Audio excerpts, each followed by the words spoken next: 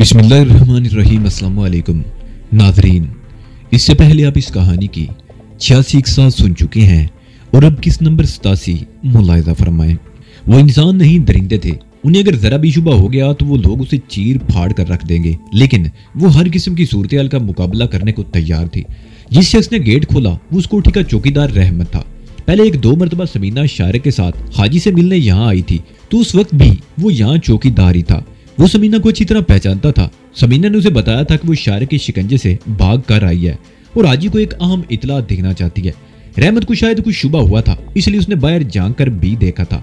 गली में दोनों तरफ दूर दूर तक कोई नहीं था और शायद मुतमईन होकर वो समीना को लेकर अंदर आया और अंदर आते ही उसने दरवाजा बंद कर दिया। समीना गेट में दाखिल होकर इधर उधर देखने लगी। बरामदे के सामने नीले रंग की एक छोटी कार खड़ी थी। कोठी के अंदर भी बाज कमरों में रोशनी हो रही थी। हाजी साहब इस वक्त यहाँ मौजूद हैं क्या? समीना ने रहमत की तरफ देखते हुए पूछा। नहीं, वो तो चले गए हैं। 10-15 मिनट पहले आती तो उनसे तुम्हारी मुलाकात हो जाती, लेकिन हाजी साहब के होने या ना होने से कोई फर्क नहीं पड़ता। हम तो यहाँ मौजूद हैं। हाजी को भी इतला हो जाएगी, रहमत ने जवाब दिया। ये कार किसकी है और बाहर किसकी कार खड़ी है? समीना ने पूछा। ये कार तो यहीं रहती है और बाहर हाजी के मुंशी की कार खड़ी है। हाजी के बिजनेस का सारा हिसाब किताब इलियास के पास है। वो हाजी को इस हफ्ते का हिसाब देने के लिए यहाँ आया था, रहमत ने कहा। वो लोग बरामदे में पहुंच गए। रहमत ने दरवाजा खोल दिया। समीना पहले अंदर दाखिल हुई और फिर रहमत अंदर आकर रहमत ने भी ये दरवाजा बोल्ट कर दिया। समीना के दिल की धड़कन तेज हो गई। वो ड्राइंग रूम में आ गए। अंदर लंबा तिरंगा एक आदमी बैठा मेज पर बिखरे हुए कागजात समेट रहा था। मेज के करीब स्याह रंग का एक ब्रीफ केस भी खुला पड़ा था, जिसमें बड़े नोटों की चंद गड्डियां रखी हुई थी। समीना ने उस शख्स को पहचान लिया। वो हाजी का अकाउंटेंट इलियास था। इलियास बाऊ, देखो ये कौन आया है, रहमत ने दरवाजे के करीब रुक कर कहा। उसने अपनी चादर उतार ली थी और उसके कंधे पर लटकी हुई कलाशनकोव साफ नजर आ रही थी। इलियास ने सर उठाया और समीना को देखकर उछल पड़ा। तुम? हाँ जी। समीना ने उसे कुछ कहने का मौका नहीं दिया। मैं शारिक की कैद से भाग कर आई हूँ और उसके बारे में हाजी को एक अहम इतला देना चाहती हूँ। मुझे हाजी के पास ले चलो या उसे फोन पर इतला दे दो। हाजी को इतला तो बाद में दी जाएगी, पहले तुम्हें मेरे सवालों का जवाब देना होगा। इलियास उसके चेहरे पर नजरें जमाते हुए बोला। क्या पूछना चाहते हो? समीना बोली। उसने अपनी अंदरूनी कैफियत पर बड़ी हद तक काबू पा लिया था। तुम्हारा और शारिक का साथ तो बड़ा पुराना है। तुमने शारिक के साथ मिलकर बड़ी बड़ी कार्रवाइयां की हैं। बाजे गुजर की पार्टी को खत्म करने में शारिक से ज्यादा तुम्हारा हाथ है। ऐसी मिसालें मेरे सामने मौजूद हैं जब तुमने शारिक के लिए अपनी जान की बाजी लगा दी थी, लेकिन अब अचानक शारिक का साथ छोड़ देने का क्या मतलब है? कहीं तुम कोई चाल तो नहीं चल रही? अगर कोई चाल होती तो मैं अकेली यहाँ ना आती, समीना ने जवाब दिया। और जहां तक शारिक का साथ छोड़ने की बात है तो मैं सिर्फ यही कहूंगी कि शारिक इंसान नहीं, भेड़िया है। उसने पहले मुझे बर्बाद किया और अब मेरी बहन को भी बर्बाद करना चाहता है। इसके अलावा भी कुछ ऐसी बातें हैं जो हमारे दरमियान इख्तिलाफ का बायस बनी, इसलिए हम दोनों में झगड़ा हो गया। उसने मुझे समन आबादी के एक मकान में कैद कर दिया था। आज मौका मिला तो मैं वहां से भाग निकली। बहुत खूब, इलियास ने उसके चेहरे पर नजरें जमाते हुए कहा। मेरा ख्याल है कि तुम्हें पुलिस के पास जाना चाहिए था। यहाँ आने का असल मकसद बताओ। अगर मैं पुलिस के पास जाती तो मुझे भी गिरफ्तार कर लिया जाता, क्योंकि मेरे खिलाफ भी बहुत से केसेस हैं। मैं बहुत सोच समझ कर ही यहाँ आई हूँ। जब शारिक को पता चलेगा कि मैं भागी हूँ तो वो मुझे तलाश करके कत्ल करने की कोशिश करेगा, लेकिन हाजी के पास मुझे पनाह मिल जाएगी। वो चंद लम्हों को खामोश हुई, फिर बात जारी रखते हुए बोली। शारिक इतना खौफनाक नहीं है जितनी उसकी दहशत फैली हुई है। मैं उसके बहुत से राज जानती हूँ। हाजी को जब उन बातों का पता चलेगा तो वो बहुत खुश होगा, लेकिन हाजी से पहले तुम्हें हम दोनों को खुश करना होगा, इलियास ने मैंने खेद लहजे में कहा। हाजी तुम्हारी बातों पर यकीन नहीं करेगा, वो बहुत घाघ आदमी है, लेकिन अगर तुम मुझे खुश कर दोगी तो मैं इस बात की जमानत देता हूँ कि हाजी तुम्हें अपनी पनाह में ले लेगा। सिर्फ आज की रात सुबह मैं तुम्हें हाजी के सामने पेश कर दूंगा। नहीं, पहले हाजी को मेरे बारे में इतला दे दो, समीना बोली। अपने हुस्न शबाब की शराब का सिर्फ एक घूंट पिला दो, उसके बाद सब कुछ मैं संभाल लूंगा। इलियास अपनी जगह से उठते हुए बोला। अगर ये काम राजी खुशी हो जाए तो बेहतर है, वरना तुम जानती हो कि अब होगा वही जो मैं चाहूंगा। नहीं, तुम ऐसा नहीं करोगे। मैं हाजी से तुम्हारी शिकायत कर दूंगी। समीना 2 कदम पीछे हटते हुए बोली। उसके चेहरे पर खौफ के तासरात उभर आए। हाजी से शिकायत तो तुम उस वक्त करोगी जब तुम जिंदा उसके सामने जाओगी, इलियास ने कहा। हाजी का हुक्म है कि तुम्हें और शारिक को देखते ही गोली से उड़ा दिया जाए। हाजी को ज्यादा खुशी तुम्हारी लाश देखकर होगी, तुम्हें जिंदा देखकर नहीं। वो चंद लम्हों को खामोश हुआ, फिर रहमत की तरफ देखते हुए बोला। रहमत, वहां खड़े क्या देख रहे हो? आगे बढ़कर इसकी चादर उतार दो। अभी लो इलियास बाऊ। रहमत ने कलाशनकोव कंधे से उतार कर दरवाजे के करीब दीवार से लगाकर खड़ी कर दी। ऐसे मौके तो कभी कभी मिलते हैं इलियास बाऊ। वो नपे तुले कदम उठाता हुआ समीना की तरफ बढ़ने लगा। इतनी देर की गुफ्तगू के बाद समीना ने यह अंदाजा लगा लिया था कि इस कोठी में इन दोनों के अलावा और कोई नहीं था और किसी के आने की तवक्को भी नहीं थी। वो सहमे सहमे से अंदाज में कदम उठाती हुई पीछे हटने लगी और भी आकर एक जगह रुक गई। पीछे सोफा था। रहमत के साथ अब इलियास भी आगे बढ़ रहा था। उन दोनों की आंखों में हवस की चमक थी। इलियास तो अपनी जगह रुक गया और रहमत बदस्तूर आगे बढ़ता रहा। तुम लोगों के लिए अवाब बनी हुई थी, रहमत उसके सामने रुक कर बोला, लेकिन अब मालूम हुआ कि तुम्हारे नाम की सिर्फ दहशत ही थी। तुम में तो इतनी भी हिम्मत नहीं कि अपना बचाव ही कर सको, आखिर औरत हो ना। रहमत चलने में खामोश खड़ा समीना की तरफ देखता रहा। फिर अचानक उसने हाथ बढ़ाकर समीना की चादर खींच ली। समीना ने कोई मुजाहमत नहीं की थी। उसने दोनों हाथ कूनों पर रख लिए और बारी बारी दोनों की तरफ देखने लगी। सिर्फ एक सेकंड में उसमें जमीनों और आसमान का फर्क आ गया था। एक सेकंड पहले वो सहमी सहमी डरी हुई थी और खौफजदा थी, लेकिन अब बड़े पुरएतमाद अंदाज में कूलों पर हाथ रखे खड़ी थी। उसके होंठों पर खफीफ सी मुस्कुराहट थी। इलियास ने उसकी जीन्स के बेल्ट में उड़ता हुआ पिस्तौल देख लिया था। रहमत की नजरें भी पिस्तौल पर जमी हुई थी। दोनों के चेहरे धुआं हो गए। तो धोखा! इलियास सिकला गया और खौफजदा अंदाज में उल्टे कदमों पीछे हटने लगा। क्या तुम लोगों ने समीना को इतना ही कमजोर समझ लिया था कि वो आसानी से तुम्हारे हाथ आ जाएगी? समीना ने कहते हुए पिस्तौल हाथ में ले लिया। समीना का नाम आज भी दहशत की अलामत है और तुम जैसे बुज़दिल तो नाम सुनते ही थर थर कांपने लगते हैं। खबरदार, अगर अपनी जगह से हरकत करने की कोशिश की तो गोली मार दूंगी और इस पिस्तौल की गोली तुम्हें जख्मी नहीं करेगी, तुम्हारे जिस्म के चीथड़े उड़ा देगी। हम बेकसूर हैं समीना बेबी, इलियास सकलाया। हमारी तुमसे कोई दुश्मनी नहीं। हम हाजी के मुलाजिम हैं और उसका हुक्म मानने पर मजबूर है। मुझे माफ कर दो मेरी बहन। बहन? समीना ने हल्का सा कहका लगाया। हाजी के हुक्म के बगैर तुम मुझसे क्या करने जा रहे थे? अगर हाजी तुम्हें अपनी बहन के साथ ऐसा करने का हुक्म दे तो क्या तुम उसके हुक्म की तामील करोगे? वो चंद लम्हों को खामोश हुई, फिर बोली, शायद तुम ऐसा भी कर गुजरो, इसलिए कि तुम लोग बेगैरत हो। अपनी गैरत और इज्जत तो तुम हाजी जैसे लोगों के हाथ बेच चुके हो, लेकिन अब हाजी भूल जाओ, वो तुम्हें नहीं बचा सकता।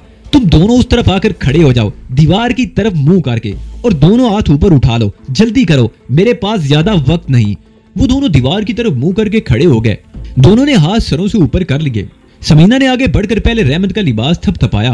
उसके पास पिस्तौल नहीं था, अलबत्ता इलियास की पतलून की जेब में पिस्तौल मौजूद था, जिसे समीना ने निकाल लिया। समीना उल्टे कदमों चलती हुई बाहर की तरफ खुलने वाली खिड़की के करीब पहुंच गई। उसने पर्दा हटाकर खिड़की का एक पट खोल दिया और बाएं हाथ की 2 उंगलियां मुंह में डालकर जोरदार सीटी बजाई। सिर्फ 2 मिनट बाद शारक और उसके साथी हाजी की कोठी के ड्राइंग रूम में मौजूद थे। वो बाहर की दीवार फांद कर आए। शारक को देखकर इलियास और रहमत थर थर कांपने लगे। हाजी इस वक्त कहाँ होगा? शारक ने इलियास की तरफ देखते हुए पूछा। वो मॉडल टाउन वाली कोठी गया है। उसके कुछ गैर मुल्की मेहमान आए हुए हैं जो उस कोठी में ठहरे हुए हैं। इलियास ने कांपते हुए जवाब दिया। वहां का फोन नंबर बताओ, शारक बोला। इलियास ने फोन नंबर बता दिया। शारक ने करीब रखे हुए फोन का रिसीवर उठाया। दूसरी तरफ से फौरन ही कॉल रिसीव कर ली गई। हाजी से बात कराओ, शारक माउथ पेस में बोला। हाजी साहब अभी अभी कोठी में दाखिल हुए हैं और मेहमानों से बात कर रहे हैं। आप कौन बोल रहे हैं? दूसरी तरफ से जवाब मिला। शारक बोला। उस बूढ़े शैतान से कहो कि शारक बात करेगा। दूसरी तरफ खामोशी छा गई। फिर यूं लगा जैसे रिसीवर अलग रख दिया गया हो। शारक अपने साथियों की तरफ देखने लगा। जफरी ने रहमत को बांधकर डाल दिया था और अब इलियास को जमीन पर गिराकर बांध रहा था, जबकि पप्पू बरामदे के सामने खड़ी हुई गाड़ी से पेट्रोल निकालकर कोठी में इधर उधर छिड़क रहा था। हेलो, कौन बोल रहा है? रिसीवर से उभरने वाली आवाज शारक की समाज से टकराई। उसे हाजी की आवाज शनाख्त करने में कोई दुश्वारी नहीं हुई। मैं शारक बोल रहा हूँ पाजी, मेरी बात गौर से सुनो, शारक ने कहा। तुमने मुझे मरवाने की जो साजिश की थी उसकी बात बाद में किसी वक्त करूंगा, लेकिन तुमने मेरी अदम मौजूदगी में मेरी माँ और बहन के साथ जो सुलूक किया था वो तुम्हें मैं कभी माफ नहीं करूंगा।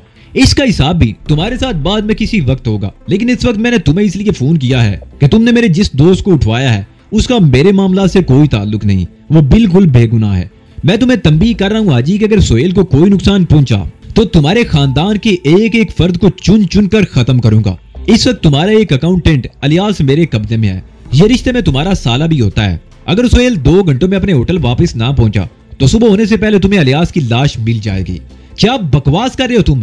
रिसीवर पर हाजी की गुर्राती हुई आवाज सुनाई दी। तुम मुझे धमकी दे रहे हो? मैं तुम जैसे कीड़ों को बसल कर रख दूंगा। शायद तुम्हें मेरी बात का यकीन नहीं आ रहा। लो, खुद ही इलियास से बात कर लो, शारक ने कहते हुए झुककर रिसीवर इलियास के कान से लगा दिया। हाजी, इलियास कांपती हुई आवाज में बोला।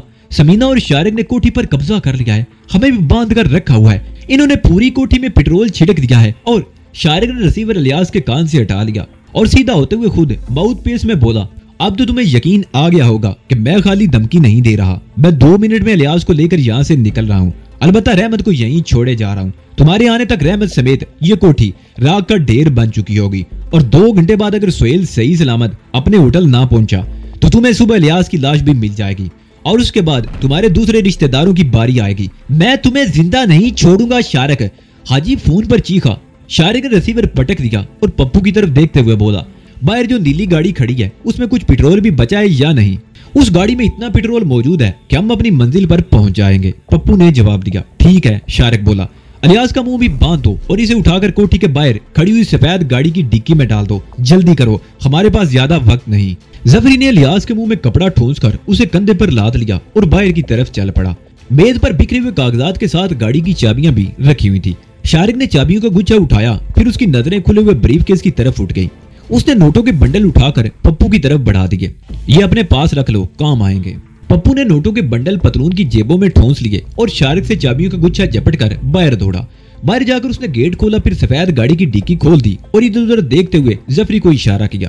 ظفری تیز تیز قدم اٹھاتا ہوا باہر آ گیا اور الیاس کو ڈکی میں ٹھونس کر ڈکنا بند کر دیا. وہ جب گیٹ میں داخل ہوا تو شارق اور سمینہ کمرے سے نکل کر برآمدے میں پہنچ چکے تھے. سمینہ نے پھر چادر اوڑھ دی. یہ گاڑی نکالو, جلدی کرو, شارق نے ظفری کی طرف دیکھتے ہوئے کہا اور اس نے سفید گاڑی کی چابیوں کا گچھا لے کر سمینہ کی طرف بڑھا دیا. تم باہر جا کر گاڑی سٹارٹ کرو, میں آ رہا ہوں. سمینہ باہر کی طرف لپکی. پپو گیٹ پوری طرح کھول چکا تھا. ظفری نے نیلی گاڑی باہر نکال لی. اسی دوران سمینہ بھی سفید گاڑی کا انجن سٹارٹ کر چکی تھی. کوٹھی کے ڈرائنگ روم سے رحمت کی چیخوں کی آواز سنائی دے رہی تھی. شارق کوٹھی سے نکل کر سمینہ کے ساتھ سفید گاڑی میں بیٹھ گیا. پپو, شارق نے قریب کھڑے ہوئے پپو کو مخاطب کیا, تیلی لگا دو اور تم دونوں اپنے اڈے پر پہنچ جاؤ. میں آج رات وہاں نہیں جاؤں گا. ٹھیک ہے استاد, پپو نے کہتے ہوئے جیب سے ماچس نکالی اور دوڑتا ہوا برآمدے میں پہنچ گیا. برآمدے کا دروازہ کھلا ہوا تھا. آگے رائیداری میں قالین بچھا ہوا تھا جس پر پیٹرول چھڑکا جا چکا تھا. پپو نے ماچس کی تیلی جلا کر اندر اچھال دی. قالین نے فوراً ہی آگ پکڑ لی. پپو دوڑ کر باہر نکلا اور گاڑی میں بیٹھ گیا. ظفری فوراً ہی گاڑی کو حرکت میں لے آیا. سمینہ نے بھی جھٹکے سے گاڑی آگے بڑھا دی. دونوں گاڑیاں گلی میں مخالف سمتوں میں نکلی تھی. سڑک کی طرف مڑنے سے پہلے شارق نے پیچھے مڑ کر دیکھا. حاجی کے کوٹھی سے شعلے بلند ہونے لگے تھے. پوری کوٹھی میں پیٹرول چھڑکا ہوا تھا جس نے فوراً ہی آگ پکڑ لی تھی. 2-3 سڑکوں پر گھومنے کے بعد وہ مین روڈ پر نکلے ہی تھے کہ اچانک ہی بائیں طرف سے آنے والی پولیس کی ایک گاڑی نے ان کا راستہ روک لیا. سمینہ کو بھی کار روکنی پڑی. شارق نے سرگوشی میں اس سے کچھ کہا اور سیٹ کی پوچھ سے ٹیک لگا کر آنکھیں بند کر لی. 2-3 پولیس والے گاڑی سے اتر کر ان کی طرف بڑھے. سب کے ہاتھوں میں رائفلیں تھیں. ان میں سے ایک ہیڈ کانسٹیبل تھا. وہ سمینہ کی طرف آ گیا. کیا بات ہے حوالدار جی, سمینہ نے اس کی طرف دیکھتے ہوئے پوچھا. ہمیں کچھ خطرناک مجرموں کی تلاش ہے, ان میں ایک عورت بھی ہے, ہیڈ کانسٹیبل نے کہا اور شارق کی طرف دیکھنے لگا. یہ کون ہے؟ میرا شوہر ہے, دل کا دورہ پڑا ہے, میں اسے ہاسپٹل لیے جا رہی ہوں. اگر ہم پر شبہ ہے تو اپنا ایک آدمی میری گاڑی میں بٹھا دو. ہاسپٹل پہنچ کر ہم سے جو کچھ پوچھنا ہے پوچھ لے. اگر دیر ہو گئی تو میرے شوہر کی موت بھی واقع ہو سکتی ہے اور اس کی ذمہ داری تم پر ہوگی. ہیڈ کانسٹیبل نے ایک بار پھر باری باری ان دونوں کی طرف دیکھا. جاؤ بی بی جاؤ, اپنے شوہر کو ہمارے کھاتے میں نہ ڈالو. ہیڈ کانسٹیبل پیچھے ہٹتے ہوئے بولا. شکریہ. سمینہ نے گاڑی آگے بڑھا دی. احمق کہیں کے, وہ شارق کی طرف دیکھ کر بڑبڑائی. کیا کہا؟ میں احمق ہوں؟ شارق ایک جھٹکے سے سیدھا ہو کر بیٹھ گیا. تمہیں نہیں, ان پولیس والوں کو احمق کہا تھا. سمینہ نے رفتار بڑھاتے ہوئے کہا. اگر پولیس میں احمق نہ ہوتے تو ہم جیسے لوگوں کا کام کیسے چلتا؟ شارق نے سیدھا بیٹھتے ہوئے کہا. وہ جانتے ہیں کہ جن مجرموں کو انہیں تلاش ہے ان میں ایک عورت بھی ہے. ان میں اگر ذرا بھی عقل ہوتی تو گاڑی کو چیک کرتے, تم سے ایسے سوال کرتے کہ تم پریشان ہو جاتے, لیکن وہ تمہاری باتوں میں آ گئے اور مزید کوئی سوال کیے بغیر تمہیں جانے کی اجازت دے دی. اطمینان رکھو, سمینہ نے کہا. چیکنگ تو پورے شہر میں ہو رہی ہوگی, ہمیں کسی اور جگہ بھی روکا جا سکتا ہے اور وہاں شاید ہماری یہ ترکیب کامیاب نہ ہو سکے, دیکھا جائے گا. شارق نے کہا.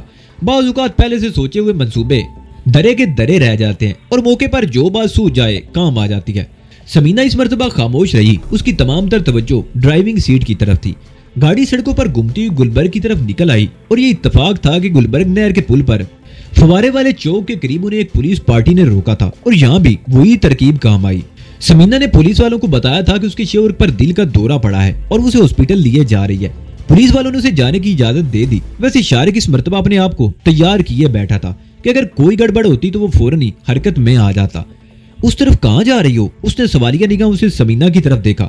تمہاری عدم موجودگی میں تھوڑا سا کام میں نے بھی کیا ہے, سمینہ نے مسکراتے ہوئے کہا. کل صبح میں لبرٹی مارکیٹ گئی تھی. سبزی والی دکان پر ایک گتے پر لکھا ہوا تھا کہ ایک کوٹھی کرائے پر خالی ہے. اس سبزی والے کا بھائی مالی ہے جو مختلف کوٹھیوں میں کام کرتا ہے. اس علاقے میں کوئی مکان یا کوٹھی خالی ہوتی ہے تو وہ مالک سے بات کر کے اپنے بھائی کو بتا دیتا ہے جو گتے پر لکھ کر دکان پر لگا دیتا ہے. اس طرح انہیں 4 پیسے مل جاتے ہیں. میں نے سبزی والے کے ساتھ جا کر وہ کوٹھی دیکھی تو مجھے پسند آ گئی۔ کوٹھی پسند آنے کی ایک بڑی وجہ کوٹھی کے نیچے ایک تہہ خانہ ہے۔ میں نے مالک سے بات کر کے وہ کوٹھی کرائے پر حاصل کر لیا ہے۔ مزے کی بات یہ ہے کہ وہ کوٹھی ڈیکوریٹڈ ہے، فریج اور ضرورت کی بہت سی چیزیں وہاں موجود ہیں۔ اس وقت میں تمہیں وہیں لیے جا رہی ہوں۔ یہ تو تم نے واقعی عقل مندی کا کام کیا، شارق نے کہا۔ اگر یہ عقل مندی کام نہ کرتی تو اس وقت ہمارے لیے ایک مسئلہ پیدا ہو چکا ہوتا، سمینا نے کہا۔ ڈکی میں رکھے ہوئے سامان کو ٹھکانے لگانا مشکل ہو جاتا، اسے گھر تو لے جا نہیں سکتے، ماں جی پریشان ہو جاتی۔ ویسے تو اس قسم کا سامان رکھنے کے لیے ملتان روڈ والی حویلی موجود ہے، لیکن ایسی صورتحال میں جب کہ جگہ جگہ چیکنگ ہو رہی ہو، شہر سے باہر نکلنا بہت مشکل ہو جاتا ہے۔ شہر سے باہر جانے والے راستوں پر تو بڑی سخت چیکنگ ہو رہی ہے۔ ہمیں کسی دوسری جگہ کی ضرورت تھی، تم نے اس کا انتظام کر لیا، بہت اچھا ہوا۔ لیکن کیا اس کوٹھی میں ٹیلی فون بھی ہے؟ ہاں، میں نے ہر چیز کا جائزہ لینے کے بعد ہی کوٹھی کرائے پر لی ہے، سمینا نے کہا۔ کار مختلف گلیوں میں گھومتی ہوئی ایک کوٹھی کے گیٹ کے سامنے رک گئی۔ گلی کافی کشادہ تھی، دونوں طرف کوٹھیاں تھیں جن کی دیواریں کافی اونچی تھی۔ اس کوٹھی کی دیوار بھی خاصی اونچی تھی۔ سمینا نے کار کا انجن چلتا چھوڑ دیا اور نیچے اتر گئی۔ اس نے جینز کی جیب سے چابیوں کا گچھا نکالا، ایک چابی منتخب کر کے گیٹ کھولا اور دوبارہ کار میں آ کر بیٹھ گئی۔ کار اندر داخل کر کے رکی تو شارق نیچے اتر کر گیٹ بند کرنے لگا۔ سمینا نے کار کوٹھی کی عمارت کے دائیں طرف گیراج کے گیٹ کے سامنے روکی تھی۔ شارق جب باہر کا گیٹ بند کر کے واپس آیا تو سمینا کار کو گیراج میں لے جا چکی تھی۔ شارق بھی گیراج میں داخل ہو گیا۔ گیراج کے اندر بھی ایک دروازہ تھا جو بند تھا۔ سمینا شارق کو اشارہ کرتی ہوئی باہر آ گئی۔ وہ تو برآمدے والے دروازے کا تالا کھولنے لگی اور شارق ادھر ادھر دیکھنے لگا۔ برآمدے کے سامنے ایک وسیع پورچ تھا، سامنے ایک بہت بڑا لان بھی تھا۔ لان کو دیکھ کر اندازہ لگایا جا سکتا تھا کہ اس کی باقاعدگی سے دیکھ بھال ہوتی ہے۔ آؤ آؤ اندر آؤ۔ سمینا کی آواز سن کر شارق اس طرف مڑ گیا اور وہ دونوں اندر داخل ہو گئے۔ یہ کوٹھی 5-6 کمروں پر مشتمل تھی۔ وہ ڈرائنگ روم سے ہوتے ہوئے ایک اور کمرے میں آ گئے۔ اس کمرے میں قالین نہیں بچھا تھا، فرش پر چکنائی وغیرہ کے دبے نظر آ رہے تھے اور پٹرول کے خالی ڈبے، موٹر کے 2-3 ناکارہ ٹائر اور ٹیوبیں اور ایسی ہی چیزیں بکھری ہوئی تھی جن کا تعلق موٹروں ہی سے ہو سکتا تھا۔ کمرے کے ایک کونے میں 4 مربع فٹ کا ایک تختہ رکھا ہوا تھا جو فرش کے لیول کے برابر تھا۔ یہ تہہ خانے کا راستہ ہے، سمینا نے تختہ اٹھاتے ہوئے کہا۔ نیچے سیڑھیاں تھیں۔ سمینا نے تختہ ایک طرف کھڑا کر کے دیوار پر لگے ہوئے سوئچ بورڈ پر ایک سوئچ آن کر دیا۔ سیڑھیوں پر روشنی ہو گئی اور یہ دروازہ گیراج میں کھلتا ہے۔ وہ دائیں طرف بڑھ گئی اور دروازہ کھول دیا۔ آؤ اب سامان کو تہہ خانے میں پہنچا دے۔ وہ دونوں گیراج میں آ گئے۔ سمینا نے پہلے گیراج کے گیٹ کا اندر سے کنڈا لگایا اور پھر کار کی ڈکی کھول دی۔ الیاس ڈکی میں بے حس و حرکت پڑا تھا۔ یہ کمبخت مر تو نہیں گیا؟ شارق نے جھک کر اس کے منہ سے کپڑا نکال دیا۔ اس جیسے بے غیرت آسانی سے نہیں مرا کرتے، سمینا نے کہا۔ بے ہوش ہو گیا ہوگا، اسے اٹھا کر تہہ خانے میں لے چلو۔ جو حکم سرکار، شارق نے مسکراتے ہوئے کہا اور جھک کر الیاس کو ڈکی سے باہر نکال کر کندھے پر لاد لیا۔ تہہ خانے کی سیڑھیاں اترتے ہوئے سمینا آگے تھی اور شارق پیچھے سیڑھیوں کے اختتام پر ایک بہت بڑی باری اور تہہ خانے کی سیڑھیاں اترتے ہوئے سمینا آگے تھی اور شارق پیچھے۔ سیڑھیوں کے اختتام پر ایک بہت باری اور مضبوط دروازہ تھا جس کا صرف کنڈا لگا ہوا تھا۔ سمینا نے کنڈا کھول دیا۔ یہ تہہ خانہ کافی کشادہ تھا۔ ایک بڑا ہال کمرہ تھا جس میں ایک طرف ٹوٹے ہوئے فرنیچر اور دیگر کاٹ کباڑ کا انبار لگا ہوا تھا۔ دائیں طرف 2 کمرے تھے، دونوں کمروں میں چارپائیاں پڑی ہوئی تھی۔ سمینا تہہ خانے میں داخل ہونے کے بعد بتیاں جلاتی آئی۔ ایک کمرے میں داخل ہو کر شارق نے کندھے پر لدے ہوئے الیاس کو چھلنگا سی چارپائی پر پٹک دیا اور جھک کر اس کی نبض دیکھنے لگا۔ تم نے ٹھیک ہی کہا تھا، وہ سیدھا ہوتے ہوئے بولا۔ ایسے بے غیرت لوگ آسانی سے نہیں مرا کرتے، یہ بے غیرت زندہ بھی ہے۔ چلو چلو اب اوپر چلو۔ وہ تہہ خانے سے باہر آ گئے۔ شارق نے دروازہ بند کر کے کنڈا چڑھا دیا۔ سیڑھیوں سے اوپر آ کر اس نے تختہ بھی فرش کی خلا پر رکھ دیا۔ کچھ کھانے پینے کو ملے گا؟ شارق نے سمینا کی طرف دیکھتے ہوئے کہا۔ صرف چائے مل سکتی ہے اس وقت، سمینا نے کہا۔ میں نے لیکوڈ مل کے 2 ڈبے اور پتی چینی وغیرہ لا کر رکھ دی تھی، کل دوسری چیزیں بھی لانی پڑیں گی۔ وہ دونوں باتیں کرتے ہوئے کچن میں آ گئے۔ سمینا نے گیس کا چولہا جلایا اور چائے بنانے لگی۔ کچھ دیر بعد وہ دونوں چائے کے کپ لیے ڈرائنگ روم میں آ گئے۔ تمہارا کیا خیال ہے، حاجی سہیل کو چھوڑ دے گا؟ سمینا شارق کی طرف دیکھتے ہوئے بولی۔ کہا تو کچھ نہیں جا سکتا، شارق چائے کا گھونٹ بھرتے ہوئے بولا۔ وہ دولت کا پجاری ہے، انسانی اقدار اور خونی رشتوں کی اس کی نظر میں کوئی اہمیت نہیں، لیکن 1% امکان اس بات کا بھی ہے کہ وہ الیاس کو بچانے کی کوشش کرے گا۔ اس کے ساتھ بارگیننگ کی جا سکتی ہے۔ الیاس رشتے میں اس کا سالہ ہوتا ہے، ہو سکتا ہے وہ ہمارے دباؤ میں آ جائے۔ دباؤ میں تو اس صورت میں آ سکتا ہے جب اس کی بیوی کو پتا چلے کہ الیاس کی زندگی خطرہ سے 2-4 ہے، سمینا بولی۔ ہاں اس صورت میں سہیل کی زندگی کو بھی خطرہ ہو سکتا ہے، شارق بولا۔ لیکن اگر سہیل کو کچھ ہو گیا تو میں حاجی سے بڑا خوفناک انتقام لوں گا۔ میں نے اسے 2 گھنٹوں کی مہلت دی تھی، یہ 2 گھنٹے پورے ہو جائیں تو میں ہوٹل فون کر کے سہیل کے بارے میں معلوم کروں گا۔ چائے پینے کے بعد وہ سمینا کے ساتھ گھوم پھر کر کوٹھی کا معائنہ کرنے لگا۔ سمینا نے یہ کوٹھی کرائے پر لے کر واقعی ہی بڑی عقل مندی کا کام کیا تھا۔ ان کے مقصد کے لیے یہ چھوٹی کوٹھی ہر لحاظ سے بے حد موزوں تھی۔ شارق نے طے کیا تھا کہ اس کوٹھی کو اپنے خفیہ ٹھکانے کے طور پر استعمال کرے گا اور کسی اور کو بھی اس کے بارے میں پتہ نہیں چلنے دے گا۔ یہ ظفری اور پپو کون ہے؟ سمینا نے پوچھا۔ وہ دونوں ڈرائنگ روم میں واپس آ گئے۔ دونوں وفادار اور قابل اعتماد ہیں، شارق نے جواب دیا۔ مجھے حاجی کے خلاف کارروائی کرنے کے لیے آدمیوں کی ضرورت تھی۔ میں نے موجو سے رابطہ قائم کیا، ان دونوں کو وہی لے کر آیا تھا، لیکن وہ خود ہمارے ساتھ نہیں رہا۔ کیا مطلب؟ سمینا نے سوالیہ نگاہوں سے اس کی طرف دیکھا۔ تیزاب کے آتے کے علاقے میں وہ پولیس مقابلے میں مارا گیا، شارق نے کہا۔ اس نے ہم لوگوں کو نکل جانے کا موقع فراہم کر کے اپنی جان دے دی۔ ظفری اور پپو بھی اسی کی طرح وفادار ہیں۔ یہ اپنی جان تو دے سکتے ہیں لیکن ہمارے ساتھ کوئی دھوکہ نہیں کریں گے۔ ایک بات اور پوچھنا چاہتی ہوں، سمینا بولی۔ شاہ پری کے بارے میں تم نے کیا سوچا ہے؟ وہ فیصلہ آباد سے کب آئے گی؟ یہ کوٹھی میں نے اسی کے نام سے کرائے پر لی ہے، میرا خیال ہے اب اسے آ جانا چاہیے۔ میں کل ہی تفیل کو فیصلہ آباد بھیج دیتا ہوں تاکہ وہ شاہ پری کو لے کر یہاں آئے، شارق نے کہا اور گھڑی دیکھنے لگا۔ حاجی کو دی ہوئی مہلت میں ابھی آدھا گھنٹہ باقی تھا اور پھر ٹھیک 2 گھنٹے گزر جانے کے بعد شارق نے فون کا ریسیور اٹھایا اور سہیل کے ریسٹورنٹ کا نمبر ڈائل کرنے لگا۔ کال فوراً ہی ریسیو کر لی گئی۔ شارق نے رشید کی آواز فوراً ہی پہچان لی، لیکن پس منظر میں کچھ اور آوازیں بھی سنائی دے رہی تھی۔ یہ آوازیں سن کر شارق کا ماتھا ٹھنکا۔ ہیلو رشید، شارق جلدی سے بولا۔ یہ شور کی آواز کیسی ہے؟ غضب ہو گیا شارق باؤ۔ ریسیور پر رشید کی آواز سنائی دی۔ اس نے بھی شارق کی آواز پہچان لی تھی۔ تقریباً 15 منٹ پہلے کچھ لوگ ریسٹورنٹ کے سامنے اپنے سہیل باؤ کو پھینک کر گئے ہیں۔ اس وقت میں ریسٹورنٹ بند کر چکا تھا۔ گاڑی کی آواز سن کر باہر نکلا تو سہیل باؤ دروازے کے سامنے پڑے تھے۔ انہیں قتل کر دیا گیا ہے شارق باؤ، میں یتیم ہو گیا ہوں۔ ریسیور پر رشید کے رونے کی آواز سنائی دینے لگی۔ شارق سناٹے میں آ گیا۔ اس کا یہ خیال درست نکلا تھا کہ حاجی کو انسانی قدروں اور خونی رشتوں کا کوئی احساس نہیں تھا۔ اس نے اپنے سالے کو بچانے کے لیے سہیل کو رہا کرنے کے لیے اسے قتل کر دیا تھا۔ شارق نے اس کی کوٹھی کو آگ لگا دی۔ وہ دولت کا پجاری اپنے رشتہ داروں کو موت کے گھاٹ اترتے دیکھ سکتا تھا لیکن اپنا مالی نقصان برداشت نہیں کر سکتا تھا۔ شارق نے رشید کو تسلی دی، مختلف ہدایات دی اور فون بند کر دیا۔ کیا ہوا؟ سمینا نے سوالیہ نگاہوں سے اس کی طرف دیکھا۔ ویسے وہ فون پر ہونے والی گفتگو سے صورتحال کا اندازہ لگا ہی چکی تھی۔ وہی ہوا جس کا 99% امکان تھا، شارق نے مردہ سے لہجے میں جواب دیا۔ اس نے سہیل کو قتل کر دیا، میرے دوست کو مار دیا اس نے۔ وہ چند لمحوں کو خاموش ہوا پھر بولا، سہیل کا خون رائیگاں نہیں جائے گا، میں ایسا خوفناک انتقام اس سے لوں گا کہ اس کی آنے والی نسلیں بھی یاد رکھیں گی۔ شارق پھوٹ پھوٹ کر رونے لگا۔ سمینا کی آنکھوں میں بھی آنسو آ گئے۔ سہیل واقعی بہترین انسان تھا۔ کچھ دیر بعد شارق ایک جھٹکے سے اٹھ کر کھڑا ہو گیا۔ کیا ہوا؟ سمینا نے سر اٹھا کر اس کی طرف دیکھا۔ الیاس کی لاش کا تحفہ حاجی کو آج ہی رات ملنا چاہیے، شارق کہتا وہ کمرے سے نکل گیا۔ سمینا بھی اٹھ کر اس کے پیچھے لپکی۔ وہ دونوں تہہ خانے میں آ گئے۔ الیاس ہوش میں آ چکا تھا لیکن ہاتھ پیر بندھے ہونے کی وجہ سے اپنے آپ کو حرکت نہیں دے سکتا تھا۔ الیاس نے شارق اور سمینا کی طرف دیکھا تو کانپ اٹھا۔ شارق کے چہرے پر بے پناہ درندگی تھی۔ حاجی نے سہیل کو قتل کر دیا ہے، اب تم بھی مرنے کے لیے تیار ہو جاؤ۔ میں بے قصور ہوں، میں نے تمہارا کیا بگاڑا؟ مجھے چھوڑ دو، خدا کے لیے مجھے مت مارو۔ الیاس اکلا کر بولا۔ خوف سے اس کا چہرہ بالکل سفید ہو گیا تھا۔ بگاڑا تو سہیل نے بھی حاجی کا کچھ نہیں تھا، شارق بولا۔ اس کا قصور صرف یہ تھا کہ وہ میرا دوست تھا اور تمہارا قصور یہ ہے کہ تم حاجی کے رشتہ دار ہو۔ صبح ہونے سے پہلے تمہاری لاش اس کے گھر پہنچا دوں گا، لیکن اس سے پہلے میں تم سے کچھ باتیں پوچھنا چاہتا ہوں۔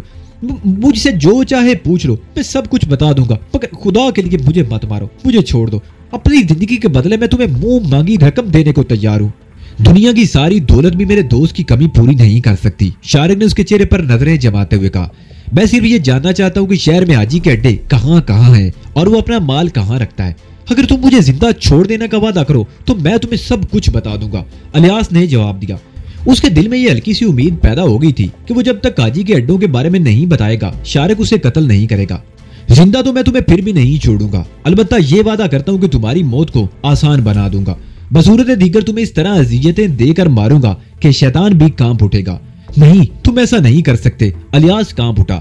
شارق چند لمحے اس کی طرف دیکھتا رہا، پھر اس نے جھک کر الیاس کے ہاتھ اور پیروں کی رسیاں کھول دی۔ الیاس چارپائی پر پڑے پڑے اپنی کلائیاں اور ٹخنے سہلانے لگا جہاں رسیوں کے نشان پڑ گئے تھے۔ شارق نے اسے ہاتھ سے پکڑ کر اور کھینچتا ہوا کمرے سے باہر لے آیا۔ کیا خیال ہے سمینا؟ شارق نے سمینا کی طرف دیکھا۔ پہل تم کرو گی یا میں شروع ہو جاؤں؟ اس کے لیے تو میں ہی کافی ہوں، تم الگ کھڑے رہو، سمینا نے آگے بڑھتے ہوئے کہا وہ الیاس کے سامنے رک گئی۔ یاد ہے آجی کی کوٹھی پر تم نے کیا کہا تھا؟ وہ الیاس کے چہرے پر نظریں جماتے ہوئے بولی، تم میرے حسن و شباب کا صرف ایک گھونٹ پینا چاہتے تھے، اب میں تمہارے سامنے ہوں، جیب بھر کے پی لو۔ الیاس عجیب سی کیفیت میں مبتلا تھا۔ شارق ہمارے درمیان نہیں آئے گا، وہ مداخلت نہیں کرے گا۔ میں وعدہ کرتی ہوں کہ اگر تم مجھے زیر کر لو تو نہ صرف تم اپنی خوشی پوری کر سکتے ہو بلکہ تمہیں یہاں سے جانے کی بھی اجازت ہوگی، کوئی تمہارا راستہ نہیں روکے گا۔ مجھے معاف کر دو سمینہ بی بی۔ الیاس نے اس کے سامنے ہاتھ جوڑ دیے، میں بے قصور ہوں، مجھے معاف کر دو۔ وہ گھٹنوں کے بل اس کے سامنے جھک گیا۔ بے غیرت ہمیشہ بزدل ہوتا ہے، سمینہ نے کہا، اٹھو پکڑ لو مجھے۔ لیکن الیاس گھٹنوں کے بل جھک کر گڑ گڑاتا رہا اور رحم کی بھیک مانگتا رہا۔ سمینہ نے چلنے میں اس کی طرف دیکھا اور پھر بھرپور ٹھوکر اس کے سینے پر رسید کر دی۔ الیاس چیختا وہ پیچھے الٹ گیا، اٹھو بے غیرت ہے۔ سمینہ اسے ایک اور ٹھوکر مارتے ہوئے چیخی، پکڑ لو مجھے۔ الیاس کچھ دیر پیٹتا رہا، پھر اس نے اچانک ہی سمینہ پر چھلانگ لگا دی۔ گڈ، سمینہ مسکرائی۔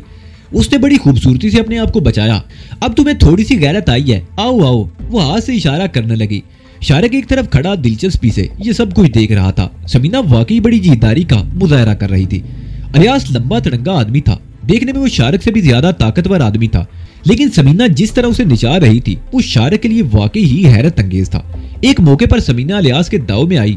سمینہ نے اپنے آپ کو بچانے کی کوشش کی تھی لیکن اس کا پیر پھسل گیا، وہ پشت کے بل گری اور اس وقت الیاس نے اسے چھاپ لیا۔ اس نے نہ صرف سمینہ کی قمیض پھاڑ دی بلکہ اس کے منہ پر کئی گھونسے جڑ دیے۔ اس موقع پر شارق نے آگے بڑھنا چاہا مگر سمینہ نے اسے روک دیا۔ الیاس نے دونوں ہاتھ سمینہ کے گلے پر جما دیے۔ سمینہ کو یوں محسوس ہوا جیسے اس کی گردن آہنی شکنجے میں جکڑی گئی ہو۔ نرخرے پر الیاس کی انگلیوں کا دباؤ بڑھتا جا رہا تھا۔ سمینہ کا سانس گھٹنے لگا۔ اس نے بڑی مشکل سے اپنی ایک ٹانگ سمیٹی اور پیر کا پنجہ الیاس کے گلے پر رکھ دیا اور اسے پوری قوت سے پیچھے دھکیلنے لگی۔ سمینہ کے گلے پر الیاس کی گرفت ڈھیلی پڑ گئی اور بلا کر سمینہ کی گردن اس کے شکنجے سے آزاد ہو گئی۔ اس نے پیر ہی سے زوردار دھکا دیا، الیاس پیچھے الٹ گیا، اس کا سر دیوار سے ٹکرا گیا۔ سمینہ بڑی پھرتی سے اٹھ کر کھڑی ہو گئی۔ اس نے الیاس کو سنبھلنے کا موقع نہیں دیا، پہلے سر پر 2 ٹھوکریں رسید کی، پھر الیاس کے جسم کے ہر حصے پر اس کی ٹھوکریں برسنے لگی۔ الیاس نے موقع پا کر سمینہ کی ٹانگ پکڑ کر زوردار جھٹکا دیا۔ سمینہ لڑکھڑا کر گری لیکن گرتے ہوئے الیاس کی گردن سمینہ کے قابو میں آ گئی۔ سمینہ نے دایاں بازو اس کی گردن پر لپیٹ لیا اور بائیں ہاتھ سے اپنے دائیں ہاتھ کی کلائی پکڑ لی اور پوری قوت سے الیاس کی گردن دبانے لگی۔